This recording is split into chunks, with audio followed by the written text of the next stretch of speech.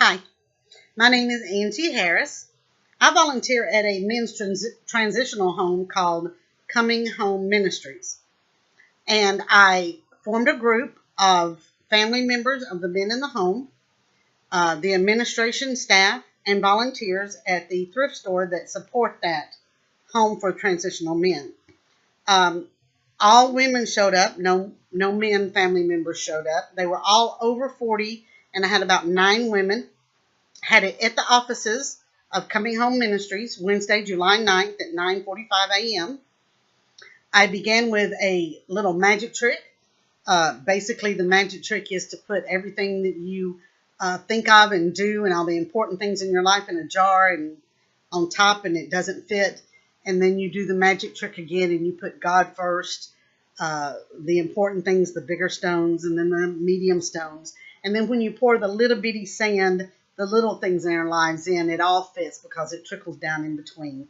And everyone figured out the magic was to put God or your higher power first and the important things in your life first, and all the smaller things will fit in. After that broke the ice, we had a round.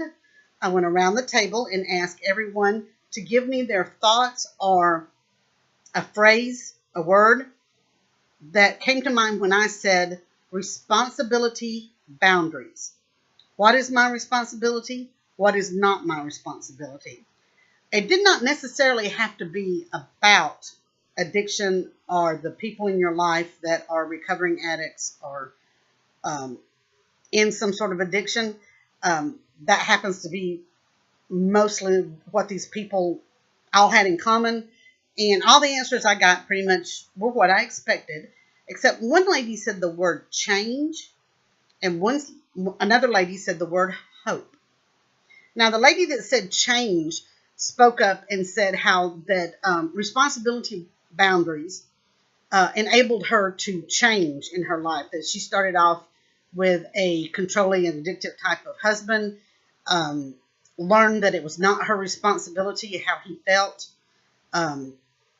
what the boundary was of what she was responsible for when she asked for forgiveness. Whether or not the other person gave forgiveness was not her responsibility. Other people in the group said similar things, and it was a very good discussion.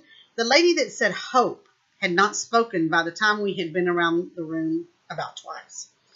And I sort of said, excuse me, but that answer, hope, was very intriguing.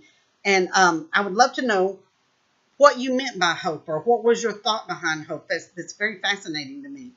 And she opened up.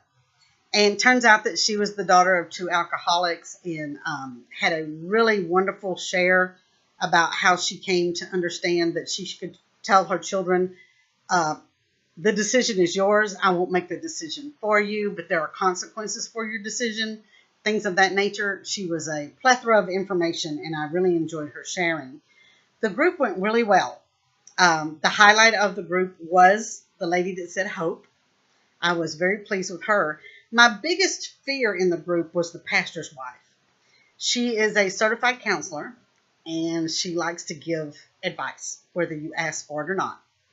And she gives me advice all the time. I don't think I've ever gotten a full sentence out without her interrupting me. And I like her.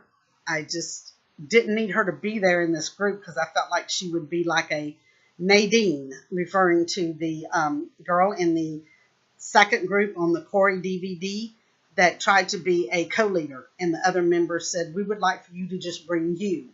I did not do as good a job. Well, she came in late. Excuse me, the pastor's wife came in late. She made a big deal about being late, and I interrupted her and said, we're great to have you. Please sit down. Join us in our conversation. And I did a decent job of sort of cutting her off when she interrupted the group coming in late. And she started giving advice, just like I had feared. And I tried to cut her off and say, that's something I hadn't thought about. I'd like to think about that in the future, or that type of thing.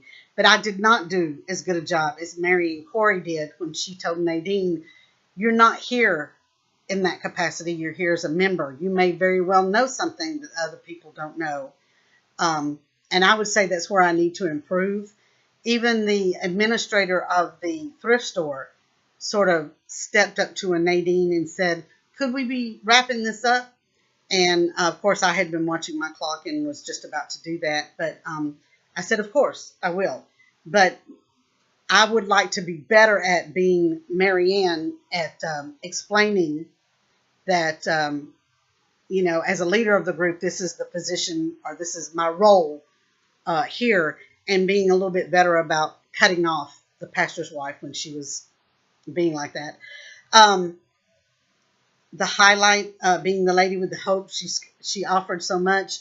The places I need to improve were definitely my leadership, and the places where those people overstepped into a co-leader, Nadine type of thing. I want to be better at that. I'd give myself maybe a B plus, but maybe not an A. It went really well. I was very pleased. Everyone spoke well of the meeting, and I hope that someday that I can start a meeting like that and involve more people who are family members of the men in that transitional home.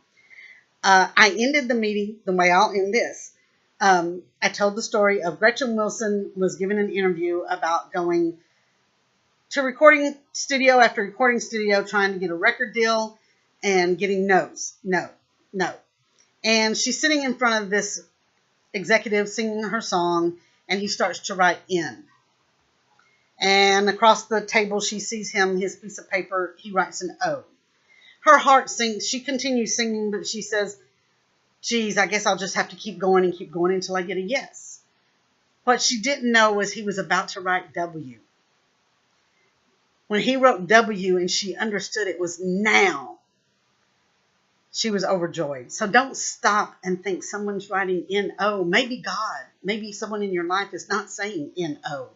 They're about to start writing W, and it's now. Thank you very much for this opportunity.